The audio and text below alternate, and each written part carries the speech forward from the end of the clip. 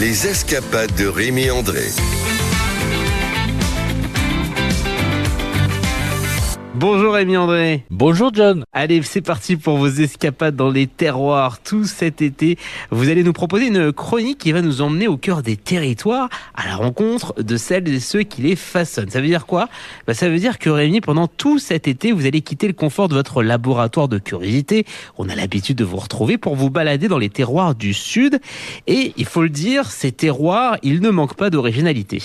Oui, en effet, si dans nos villes, ce sont les architectes qui façonnent notre environnement, sur le reste du pays, ce sont généralement les paysans qui en sont les maîtres d'œuvre, même si nos provinces regorgent de magnifiques monuments. Nous avons donc décidé cet été d'aller à la rencontre de ceux qui façonnent nos terroirs et qui sont aussi ceux qui nous nourrissent. C'est pourquoi nous avons choisi comme fil rouge le répertoire des appellations d'origine contrôlée, les AOP ou les IGP, les fameuses indications d'origine contrôlée. Je sens qu'on va se régaler et c'est donc la raison pour laquelle cette semaine vous avez choisi de nous emmener du côté de la Provence.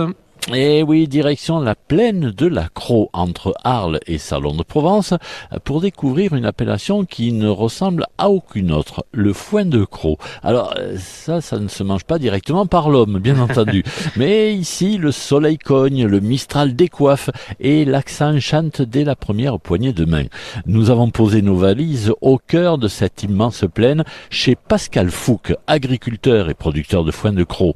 Pascal, c'est toute la gentillesse et le savoir-vivre réunis. Un accueil chaleureux, un tutoiement facile, comme si nous nous connaissions depuis toujours. Entre deux bottes de foin, il nous parle avec la même passion de ses prairies que de ses chevaux et de ses taureaux de Camargue, cette terre voisine où l'on croise comme dans la Crau des manades entières. Pascal, où sommes-nous exactement ? À Entressin, ça fait partie on est pratiquement au cœur du foin de Crau. Donc, c'est quoi la Crau ? La Crau, c'est la plus grande steppe d'Europe. Et c'est là que nous produisons le foin de Crau. Waouh, une steppe, la plus grande steppe d'Europe. D'Europe, oui. Oui, parce que les grandes steppes, on les voit plutôt en Russie, Kazakhstan et compagnie. En Europe, il n'y en a pas beaucoup. Donc ici, c'est de la steppe. Oui. D'accord. Et c'est ce qui explique que vous avez le meilleur foin de France. Oui. Alors, en fait, la chance que l'on a eue, c'est que ils ont fait le barrage de Serre-Ponçon. Et après, il y avait eu toute l'eau qui nous permet d'irriguer donc ces parcelles de prairies de Crau. Et c'est ça qui nous permet d'avoir le meilleur foin de la région. Comment ça se fait que vous avez obtenu une appellation d'origine protégée ? C'est vieux cette histoire. Comment ça se fait ? Parce que je pense qu'il y a eu beaucoup les chevaux de course qui prenaient du foin de Crau et ils n'avaient pas besoin de donner de l'aliment ni rien. Et les gens qui engraissaient des bêtes, et c'est ce qui nous a permis d'avoir l'AOP, quoi. D'accord, donc un foin de qualité qui est très nourrissant, si je comprends bien. Exactement, c'est ça. Le cahier des charges, pas trop compliqué ? Normalement, on laisse 50 jours entre chaque coupe. Il est interdit de mettre de l'azote. Et après le reste, non, il n'y a rien d'exceptionnel. L'arrosage tous les 10 jours, mais ça c'est pas dans le cahier des charges. C'est par rapport à nous, voilà. Mais c'est extraordinaire quand même qu'un foin ait pu obtenir ce signe de qualité, en fait. Parce qu'il n'y en a pas d'autre, zéro.